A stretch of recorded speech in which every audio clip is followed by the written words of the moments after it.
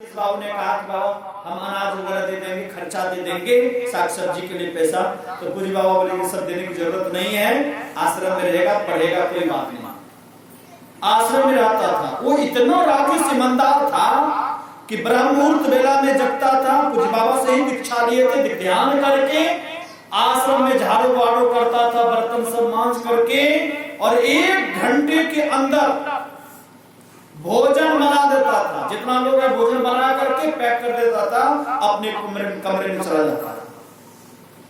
फिर दिन भर वो नहीं निकलता था। खाया है तो ठीक है, नहीं खाया है तो ठीक है। इतना ध्यान 3 साल में मुश्किल से 3-4 बार वो अपने घर फोन किया होगा। अपने से पिताजी पहुंचा दिया तो पहुंचा दिया, और नहीं तो फोन नहीं करते थे।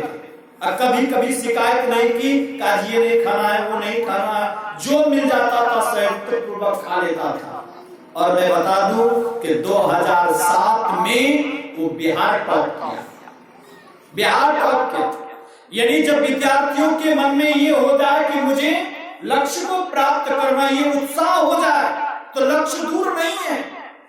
आज लोग उत्साह का कमी, माता पिता क्या कहते हैं कि अभी पढ़ाने खाने का पैसा नहीं है, इसलिए जाओ कमाने के लिए।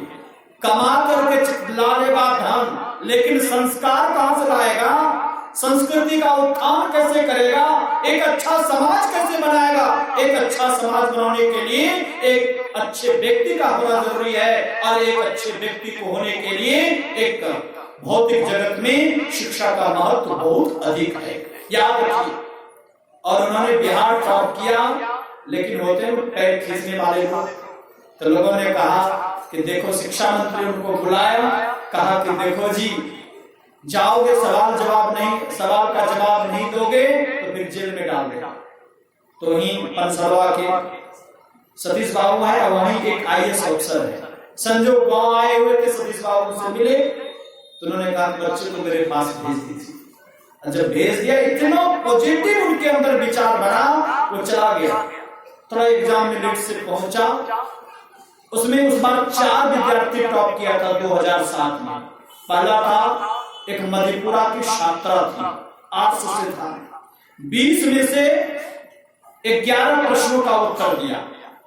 दूसरा एक कॉमर्स का छात्र था, वो मुजफ्फरपुर का था, 20 में से 16 प्रश्नों का उत्तर दिया। और उसमें से एक और छात्र था जो साइंस से था, वो 20 में 14 प्रश्नों का उत्तर दिया। और ये अंतिम में पहुंचा था, इनसे भी 20 प्रश्न पूछा गया था, 20 में से 18 प्रश्नों का उत्तर दिया। ये बिहार में 2nd स्थान लाया था साइंस में। 20 में 18 प्रश्नों का उत्तर दिया। तो शिक्षा मंत्री उठे और उन्होंने कहा कि आपने तो चोरी करके लिखा है। जैसे कहा कि आपने तो चोरी करके लिखा है, तो राकेश कुमार ने कहा कि हाँ सर, मैंने चोरी की है। लेकिन जिस समय मैं चोरी कर रहा था, उस समय आप कहां गए थे? आपकी प्रशासन व्यवस्था कहां गई थी? शिक्षक कहां गए थे? CCTV कैमरामैन कहां गए थे? मैंने चोरी करके ही लिखा है। इतना जो कहा, शिक्षा मंत्री उठे और राकेश कुमार को सीने से आलिंगन किया और कहा, बेटा तुम्हारा जितना आत्मबल ऊंचा है, तुम अधिक से अधिक ऊंचाई को प्राप्त करोगे। और मैं बता दूंगा कि 4 महानगरों में उन्हें घुमाया गया, दिल्ली, कोलकाता, चेन्नई और मुंबई, 4 महानगरों में घुमाया गया। और 4 महानगरों में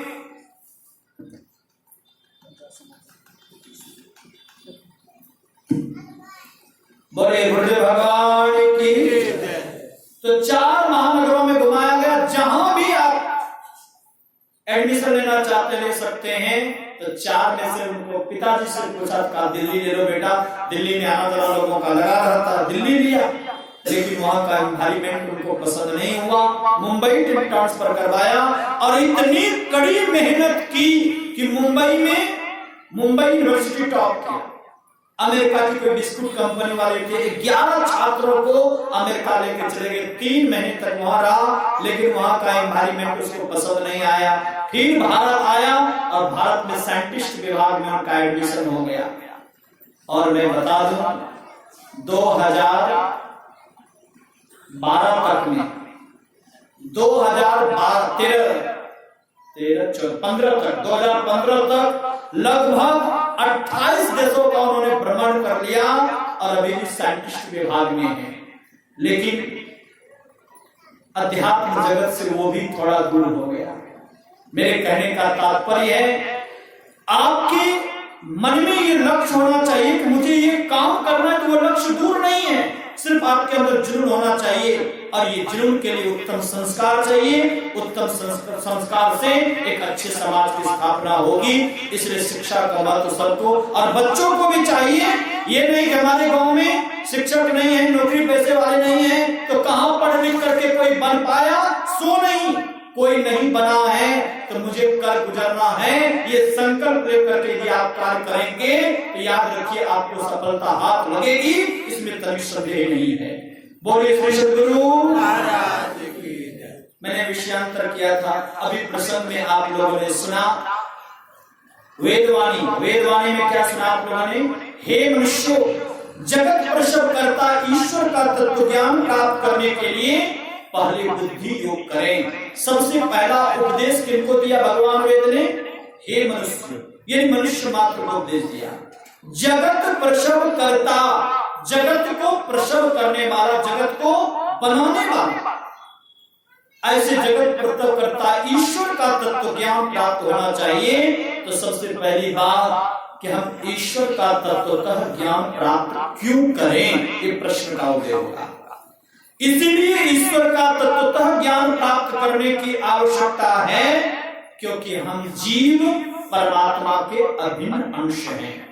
ईश्वर अंश, जीव अविनाशी, ईश्वर के अभिन्न अंश हैं और उनसे हमारा वियोग हो गया। कब वियोग हुआ है? जब परमात्मा की मौज हुई। एको अहम बहुश्यामः, मैं एक हूं और अनेक हो जाऊं। जैसे ये परमात्मा की मौज हुई तो सबसे पहले कंप हुआ, फिर शब्द हुआ और कंप शब्द के क्रम में हम जीव पीर से बिछुड़ गए। जैसे आप लोग मेला घूमने के लिए जाते हैं ना, बच्चे जब तक माता पिता के साथ होते हैं तो बच्चे कहते हैं ये खाना है, वो खाना है, ये लेना है, वो लेना है, तमाम तरह की बातें होती ही नहीं होती। यानी बच्चा भी खुश और माता पिता भी खुश। और कभी कभी मेले में जो भीड़ होती है, माता पिता से बच्चा अलग हो जाता है, बिछुड़ जाता है, तो बच्चे को सुख मिलता है कि दुख मिलता है? दुख मिलता है। तो रोते बिलखते बच्चे को मेला मालिक क्या करते हैं? मिठाई के दुकान में ले जाते हैं, मिठाई को देते हैं, मिठाई के 2-4 दानों को मुंह में डालता है, फिर मिठाई को फेंक कर रोने लग जाता है। खिलौना के दुकान में ले जाते, खिलौना देते हैं, खिलौने में 2-4-10 मिनटों तक खेलता है, फिर खिलौने को भी फेंक कर रोने लग जाता है। तो विचार करिए, यदि उस बच्चे को प्रधानमंत्री के गोद में बिठा दिया जाए तो बच्चे का रोना बंद हो जाएगा ना? क्यों नहीं बंद होगा? जो पूरे देश के मालिक हैं और उनके गोद में बच्चे को बिठा दिए हैं, फिर भी बच्चे का रोना बंद नहीं होगा? नहीं होगा। क्यों नहीं होगा?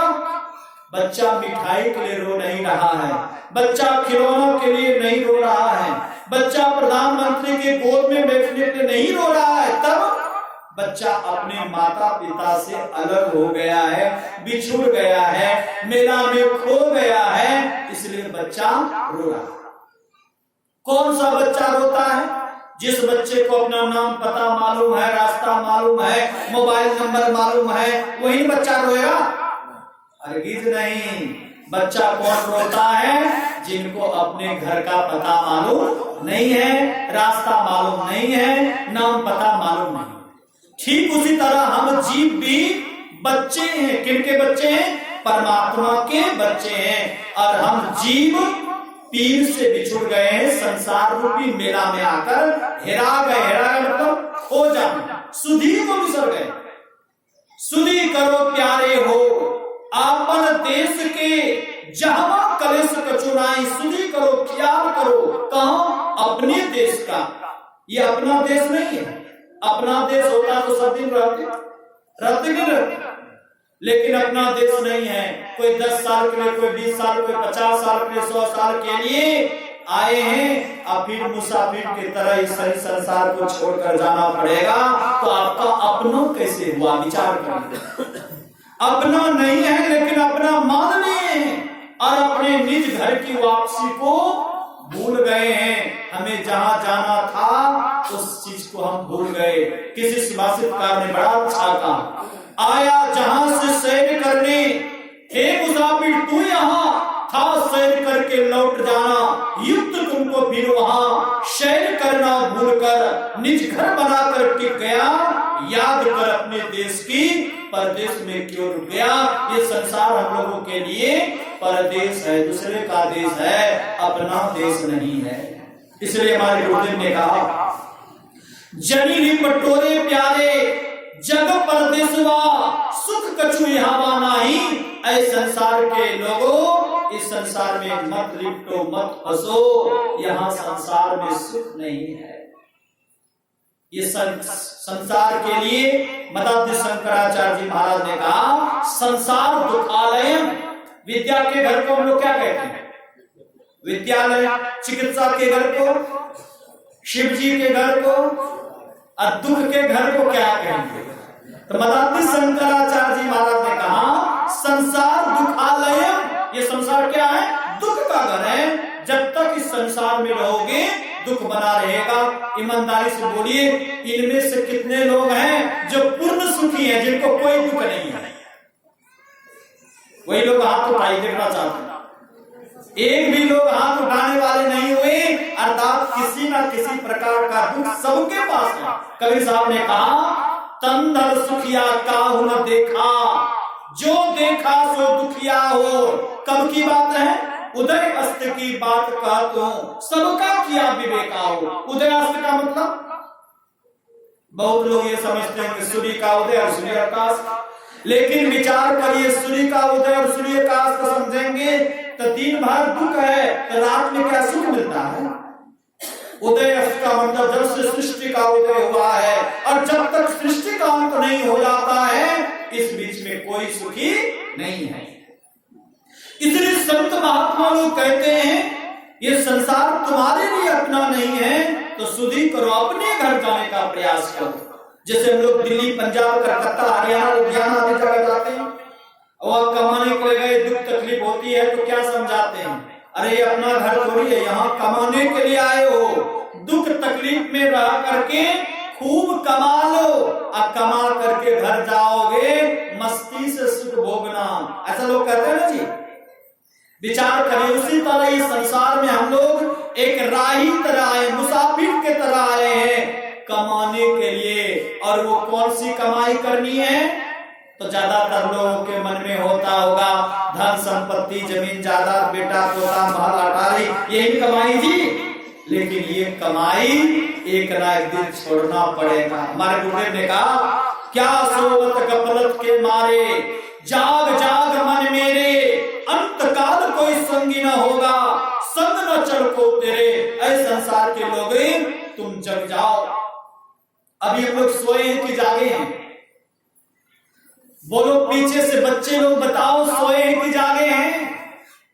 तो सब लोगों के मन में होगा कि बाबा जी सब देख रहे हैं, सबकी आंखें खुली है, अब फिर पूछ रहे हैं कि सोए हैं कि जागे हैं। ये पगल पंक्ति वाला सवाल है ना। संतों ने कहा कि सोए भी हैं और जागे भी हैं। अभी आप लोग सोए भी हैं और जागे भी हैं, तो जागे कौन है, सोए कौन है? तो संतों ने कहा, लौकिक दृष्टि में सबकी आंखें खुली है, इसलिए सब लोग जगे। लेकिन संतों की दृष्टि में सोए हैं। कौन सी नींद है? तो मोह निशा सब सो बनिहारा, देखिए सपन अनेक प्रकारा, यही जग जामिनी जाग ही जोगी, परमार्थी प्रपंच वियोगी। संतों ने कहा कि अज्ञानता के निद्र में सोए हैं। ये कहते नहीं, ये मेरा बेटा है, मेरी बेटी है, मेरी जमीन, मेरा जायदाद, मेरा मकान, मेरा दुकान। ईमानदारी से बोलिए, आपका अपना होता तो जब साथ लेकर के जाते, जब मृत्यु होती साथ लेके जाते नहीं जाते? जाता नहीं। यदि अपना होता तो अपने साथ लेकर के जाते, यदि अपना नहीं है तभी तो छोड़कर जाते हैं। इसलिए संतों ने कहा, है सपना लेकिन हम लोग मान रहे हैं अपना, और यही अपना मानना ही सोना है। जागना कौन है? जगना। जग मतलब संसार, अन्ना मतलब नहीं। जब आपके मन मंदिर में यह बात उठती हो, ये संसार अपना नहीं सपना है, 2 दिनों की चांदनी फिर अंधेरी रात होने वाली है, तो समझ लीजिए जागने का दिन आरंभ हो गया है। गुरुदेव ने क्या कहा? मेरा तेरा दो यम के हाथे, पकड़ी पकड़ी चिन्ह घेरा रे, मैं और मेरा और तय और तेरा, ये मेरा तेरा के चक्कर में पड़े हुए हैं। इसका मतलब सब सोए हुए हैं, जागना है। जागना का मतलब है संसार से ऊपर उठकर आत्मीय आनंद की उपलब्धि की ओर बढ़ना है। जैसे बच्चा को मिठाई मिली, खिलौना मिला, बच्चा का रोना बंद नहीं हुआ, लेकिन उसी बच्चे को उनके माँ बाप से भेंट करा दिया जाए तो बच्चे का रोना बंद हो जाता है। ठीक उसी तरह जब जीव पीठ को प्राप्त कर ले तो शाश्वत आनंद की प्राप्ति हो जाएगी, शाश्वत सुख की उपलब्धि हो जाएगी। इसलिए हमारे गुरुदेव ने कहा और संत कबीर साहब ने भी कहा, जगत पीठ गए भागिरी। ऐ संसार के लोगों, यदि जगना चाहते हो तो जगत को पीठ दिखा दो। लेकिन हम लोग कैसे होशियार लोग हैं, जगत को पीठ नहीं दिखाते तो जगदीश को ही पीठ दिखला देते हैं। दिखलाते नहीं दिखलाते? दिखलाना था संसार को पीठ, तो दिखला देते भगवान को पीठ। एक महात्मा जी जा रहे थे, तो महात्मा जी को गृहस्थ ने जाकर प्रणाम किया, तो महात्मा जी ने उसे 2 बार प्रणाम किया। गृहस्थ ने 1 बार प्रणाम किया, प्रणाम गुरु जी। तो महात्मा जी ने कहा प्रणाम प्रणाम। गृहस्थ ने कहा महाराज जी आपने मुझे क्यों प्रणाम किया? कहा पहले ये बताओ कि तुमने मुझे क्यों प्रणाम किया? कहा महाराज जी इसलिए मैंने प्रणाम किया कि आपने घर गृहस्थी को छोड़ करके परमात्मा के चिंतन में डूबे हैं, त्यागी समझ करके मैंने प्रणाम किया। तो महात्मा जी ने कहा देखो जी, तुम्हें तो त्यागी समझा क्योंकि मैंने घर परिवार बाल बच्चे का त्याग किया है, इसलिए त्यागी हूं। लेकिन मैंने 2 बार प्रणाम इसलिए किया कि तुमको मैंने महात्यागी समझा। महाराज जी वो महात्यागी मैं कैसे हो सकता हूँ? मैं तो घर परिवार बाल बच्चों के जंजाल में फंसा हुआ हूँ, तो भला महात्यागी कैसे हो सकता हूँ? तो महात्मा जी ने कहा कि मैंने तो संसार परिवार का त्याग किया तो छोटा त्यागी हूँ, और तुमने तो परमात्मा का ही त्याग कर दिया, तो हमसे बड़े त्यागी हो ना जी, इसलिए मैंने प्रणाम किया। समझ में आई बात? त्यागना था जगत को तो त्याग दिया जगदीश को। याद रखिए, जगत को त्याग करके यदि जगदीश की ओर बढ़ोगे तो सच्चिदानंद में डूब जाओगे, आत्मीय आनंद में डूब जाओगे, शाश्वत सुख की उपलब्धि की ओर बढ़ोगे। और यदि परमात्मा को पीठ दिखाकर संसार के तरफ दौड़ते जाओगे तो संसार कैसा जानते हैं? दलदल के तरह। जैसे कोई व्यक्ति दलदल में फंस जाए और दलदल से निकलना चाहता है और खूब हिलडोल करे तो दलदल से निकल जाएगा ना? नहीं, तब उसको लेट जाना होगा, तो समर्पण का भाव अपनाना पड़ेगा, समर्पित होगा तभी बच पाएगा। उसी तरह संतों ने कहा ये संसार क्या दलदल है, इसमें माया रूपी कीचड़ बचा हुआ है, और हम जीव संसार से निकलने के लिए, संसार के दुखों से निकलने के लिए किधर भाग रहे हैं? संसार की तरफ भाग रहे हैं। संसार की वस्तु व्यक्ति को हम जमा करके अपने जीवन को चाहते हैं कि सुख में बना लें। तो संत लोग कहते हैं जितना संसार में उथल पुथल करोगे, जितना संसार की वस्तु व्यक्ति को जमा करने का प्रयास करोगे, जितना संसार में तुम्हारा मन लगेगा, उतना ही संसार के दलदल में तुम फंसते जाओगे। इसलिए महापुरुषों ने कहा यदि संसार के दलदल से निकलना चाहते हो तो क्या करना पड़ेगा? समर्पित होना पड़ेगा। किधर? संसार से संसार पति की ओर समर्पित होना पड़ेगा। जैसे मेरे हाथ को देखिए, मानो इसको सूर्य समझ लीजिए। अब कोई व्यक्ति सूर्य के तरफ मुख करके बढ़े, उसकी छाया किधर की ओर बनेगी? आगे की पीछे? पीछे की ओर। अब कोई सूर्य को पीठ दिखा दे तो उसकी छाया किधर की ओर बनेगी? आगे की ओर। यदि ज्यादा होशियारी की, संसार को पीठ दिखाकर यदि परमात्मा की ओर बढ़ेंगे तो जीवन का दुख पीछे छूट जाएगा, और आपने संसार को पीठ दिखाकर परमात्मा को पीठ दिखाकर संसार की तरफ आगे बढ़ते चले जाएंगे तो जीवन का दुख आगे आगे चलेगा और उसके पीछे हम लोग चलेंगे। इसीलिए महापुरुषों ने कहा कि संसार में आए हो तो संसार से लिपटो नहीं। तो क्या संसार से कोई मतलब नहीं रखें? तो मतलब नहीं रखेंगे तो काम चलेगा? संसार में आए हैं तो संसार में जीने के लिए कमाना खाना पड़ेगा, संसार के वस्तु व्यक्ति से मतलब रखना पड़ेगा, लेकिन कैसा मतलब रखेंगे? तो रामकृष्ण परमहंस देव जी महाराज ने कहा कि संसार से भी मतलब रखना चाहते हो तो रखो, लेकिन कैसा मतलब? जैसे बड़ी घर की नौकरानी मतलब रखती है। बड़ी घर की नौकरानी मालिक के घर काम करती है, अब मालिक के बच्चे को कोई एक थप्पड़ लगा दे तो नौकरानी झल्ला उठती है, मेरे बच्चे को तूने थप्पड़ मारा, मैं भी पूछती हूँ। मालिक के वस्तु को लेकर कोई जाने लग जाए तो नौकरानी झल्ला उठती है, ये तो मेरा सामान है, क्यों लेकर जा रहे हो? लेकिन नौकरानी का दिल जानता है, जब तक मालिक के घर काम करती हूँ, मालिक के बच्चा को अपना बच्चा समझती हूँ, मालिक के वस्तु को अपनी वस्तु समझती हूँ, जिस दिन मालिक काम से छुट्टी कर देंगे तो जिनको मैं अपना कह रही हूँ वो एक ना एक दिन सपना होगा। याद रखिए, परमात्मा रूपी मालिक ने हम लोगों को संसार में दिया और संसार में जब से आए हैं तो क्या लेकर के आए हैं? बोलिए, कुछ लेकर के आए हैं, और जब जाएंगे तो क्या लेकर के जाएंगे? बड़ा अच्छा कहा किसी ने, इस दुनिया में आकर बहुत कमाया, क्या हीरे क्या मोती, लेकिन यारो याद रखना कफन में जेब नहीं होती। कितना हो प्रयास कर लीजिए, लेकिन कोई कफन में जेब सिलवा करके नहीं देगा कि मेरी माँ जा रही, मेरे पिताजी जा रहे हैं तो नोट का बंडल दाल दे देंगे, भजा भजा कर खाएंगे, ऐसा होगा नहीं। जब से संसार में आए तब से संसार का काम कर रहे हैं। संतों ने कहा कि संसार में आए तो अपना को, लेकिन ऊपर मन से भीतर से ये समझो कि परमात्मा रूपी मालिक ने मुझे भेजा है। जिस दिन बुला लेंगे परमात्मा रूपी मालिक, उस दिन हमें जाना पड़ेगा, कुछ भी लेकर के हम नहीं जाएंगे। ये विचार करके संसार में जब जिएंगे तो संसार का लेप नहीं लगेगा।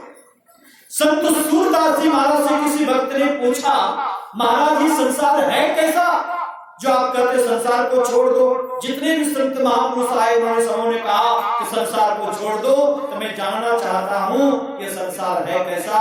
तो संत सूरदास जी महाराज ने कहा, यह संसार फूल सिमर को सुंदर देख लो आयो। ये संसार कैसा है? तो सिमर के फूल के समान। सिमर का फूल देखे होंगे आप लोग, काला काला होता है ना। श्री सद्गुरु,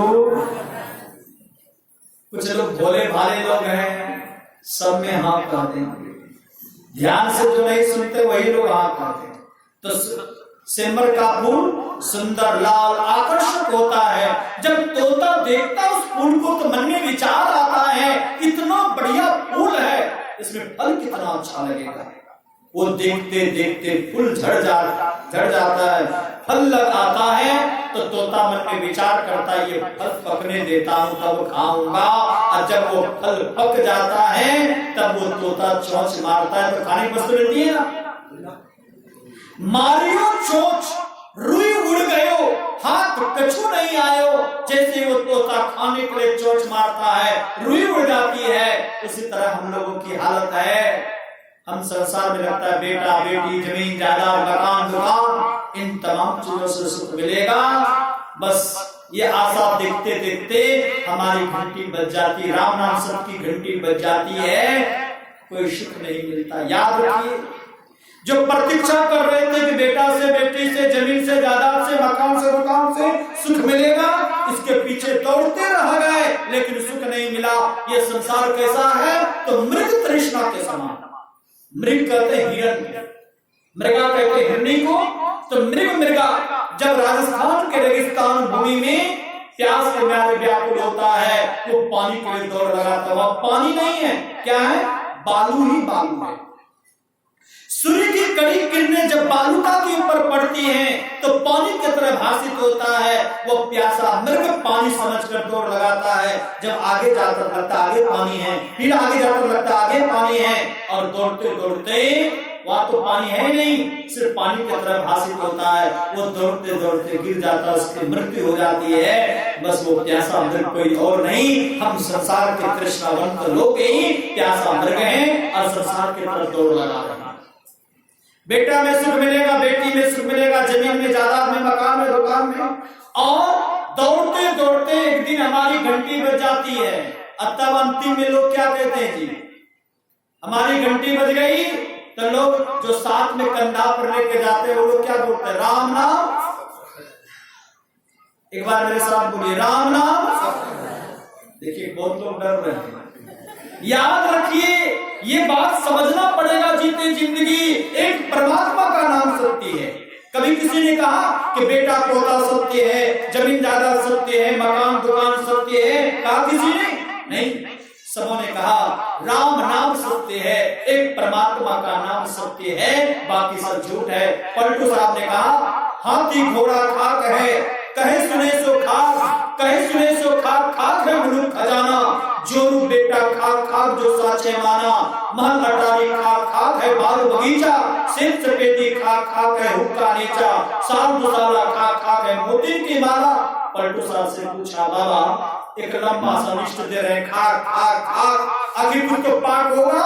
तो पलटू साहब ने कहा पलटू नाम खुदा का यही सदा है पाक, हाथी घोड़ा खाक है, कहे सुने सो खाक। एक परमात्मा का नाम सत्य है, और वो सत्य तत्व परमात्मा को जो जान लेता है उनका जीवन आनंदमय हो जाता है, उनका जीवन सुखमय हो जाता है, उनका जीवन शांति में हो जाता है, और उनका जीवन तमाम तरह के दुखों से मुक्त हो जाता है। इसलिए रामकृष्ण परमहंस देव जी महाराज ने कहा कि संसार में रहते हुए संसार से अलग होने का प्रयास करो। कैसे? तो जैसे खीरा को आप लोग देखे हैं, खीरा ऊपर से बिल्कुल सुडौल होता है, लेकिन जब उसको फाड़ते हैं उसकी फाके कितनी होती हैं? अलग। भीतर में देखिएगा 3 अलग अलग फाके होती हैं। उसी तरह घर परिवार बाल बच्चा सबके कर्तव्यों का निर्वाह करते हुए भीतर से बिल्कुल अलग रहिए। इसका मतलब घर द्वार छोड़ने की जरूरत है, सो नहीं। कबीर साहब ने कहा बन के जाए कल्पना मुझे तब तो कहां समावे। इसलिए घर गृहस्थी के बीच में रहते हुए अपने कर्तव्यों का पालन करते हैं, उनमें से समय निकाल करके अपने जीवन के लिए कमाई करिए, अर्थात प्रभु चिंतन करिए। रामकृष्ण परमहंस देव जी महाराज ने कहा कि संसार में यदि रहना चाहते हैं ना तो नाव की तरह रहिए। जैसे पानी में नाव रहता है, पानी में नाव रहती है, कोई हर्ज की बात है? बोलिए। पानी में नाव है तो कोई हर्ज की बात नहीं है, लेकिन नाव में यदि पानी आ जाए तब क्या होगा? बोलिए। नदी में नाव रहे कोई हर्ज की बात नहीं है, लेकिन नाव में यदि नदी आ जाए तब क्या होगा? नाव डूब जाएगी। उसी तरह साधक संसार में रहे कोई हर्ज की बात नहीं है, लेकिन साधक के अंदर संसार नहीं आ जाए, नहीं तो ये जीवन रूपी नैया संसार रूपी सागर में डूब जाएगी, कोई बचाने वाला नहीं है। इसलिए संत महात्मा लोग कहते हैं कि परमात्मा की भक्ति करो। एक प्रश्न का उदय होगा कि हम परमात्मा की भक्ति करें क्यों? समय भी तो हो गया, 10:30 बजने को। बोले श्री सद्गुरु। इसलिए परमात्मा की भक्ति करने की आवश्यकता है, क्योंकि परमात्मा का हमारे आपके जीवन में एक नहीं अनेकों उपकार है। बोलिए उपकार है कि नहीं है? कब से उपकार है? जन्म लेने के बाद कि जन्म लेने से पहले से? जन्म लेने से पहले से, बाद से नहीं। जन्म लेने से पहले क्या है? तो हम जीव अन्य योनियों में भटक रहे थे, तो कबहू की करी करुणा नर देई अदेत ईश बिनु हेतु स्नेही। अकारण स्नेह करने वाले ईश्वर जब जीव के ऊपर प्रसन्न होते हैं तभी सुंदर मानव का जीवन मिलता है। ये परमात्मा ने सुंदर जीवन दिया। हम जीवों को मानव शरीर में भेजने से पहले अन्य योनियों से हम जीवों को उठा करके मानव के शरीर में प्रतिष्ठित किया। तो अन्यत्र उठाने जीवों से अलग करने का काम किसने किया? परमात्मा। कार्य किसने किया? परमात्मा। जब माता के उदर में बच्चे पल रहे होते हैं तो बच्चे को भोजन देने के लिए कौन जाता है? दादा की दादी। बोलिए। ना माँ, ना पिताजी, ना दादा, ना काका, ना काकी, चाचा, ना चाची, कोई नहीं। तब परमात्मा ने व्यवस्था किया, माँ जो भोजन करती वो सार्थक बच्चे के शरीर में जाता है, अर्थात माता के शरीर से परमात्मा ने लिंक जोड़ दिया। कहां तक? बच्चे के शरीर तक। माँ जो भोजन करती उसका सार्थक बच्चे के शरीर में जाता है और बच्चे का विकास होता है। तो विचार करिए, माता के गर्भ में भोजन की व्यवस्था किसने किया? परमात्मा ने। अब उससे आगे बढ़ी, माता के ओत्र में 9 महीने तक बच्चे पल रहे होते हैं और 9 महीना में न जाने कितना मन अन्न खा करके माँ लेट्रिन में परिणत कर देती है। यानी 9 महीना में कितना मन अन्न सड़ जाता माँ के पेट में। लेकिन वही गर्भस्थ शिशु जो माता के ओत्र में रहता है उनको कोई क्षति नहीं होती। तो विचार करिए, उनके ऊपर सुरक्षा व्यवस्था किसने किया? परमात्मा ने। माता के उदर से बाहर लिए, तो बाहर लेने के बाद, जन्म लेने के बाद सबसे पहले चिंता किनको भोजन की? तो परमात्मा को। जब तक माँ ने बच्चे को जन्म नहीं दिया तो माँ को दूध नहीं, और जैसे बच्चे का जन्म होता है कि माँ को दूध शुरू हो जाता है। बच्चे के लिए आहार की व्यवस्था सबसे पहले किसने किया? परमात्मा ने। अब कैसा, जैसा बच्चे को आहार चाहिए वैसी व्यवस्था परमात्मा ने की। माँ का दूध शुरू का पतला क्यों? बच्चे का लीवर कमजोर, अतड़ी कमजोर होती है, पतला दूध पचा सकता है। तो माँ का दूध, शुरू का दूध पतला, चाहे अपनी माँ हो कि गौ माता हो, शुरू का दूध पतला। जैसे जैसे बच्चे का विकास होता जाता, लीवर मजबूत हो गया, तब परमात्मा ने थोड़ा सा दूध बढ़ाने का काम किया, थोड़ा दूध मोटा हुआ। जब देख लिया परमात्मा का उनका लीवर फल फ्रूट को खाने में सक्षम है, तब परमात्मा ने क्या किया? दूध वाला दांत दिया, खूब फल फ्रूट खाइए। जब देख लिया परमात्मा ने कि अब अन्न पचाने के लायक हो गया, तब परमात्मा ने दूध वाला दांत गिराकर विक्स दांत दे दिया, खूब भुजा चबाते रहो। विचार करिए, परमात्मा को उपकार है कि नहीं है जी? तो उस परमात्मा का जब अनेकों उपकार हमारे आपके जीवन में है, तो उस उपकार के बदले कम से कम परमात्मा का नाम स्मरण तो करना चाहिए, उनका गुणगान तो करना चाहिए, उनका धन्यवाद ज्ञापन तो करना चाहिए। करना चाहिए नहीं करना चाहिए? आप ट्रेन में जाते हैं, बस में जाते हैं, क्या देखते हैं? बैठे हैं और कोई व्यक्ति बूढ़ा है, खड़ा है, तो आपको दया हो जाती है, आप उठकर खड़े हो जाते हैं, बूढ़ा व्यक्ति बैठा देते हैं। अब बूढ़ा क्या बोलते हैं? धन्यवाद बेटा। विचार करिए, जिन्होंने सिर्फ बैठने के लिए 2-4-10 मिनट के लिए दिया, उसका धन्यवाद ज्ञापन करते हैं। जिस परमात्मा ने सृष्टि का सिरमौर ये मानव का जीवन दिया, सुंदर व्यवस्थाएं दी, एक एक क्षण का आपके ख्याल में लगा हुआ है, उस परमात्मा का धन्यवाद ज्ञापन करना चाहिए।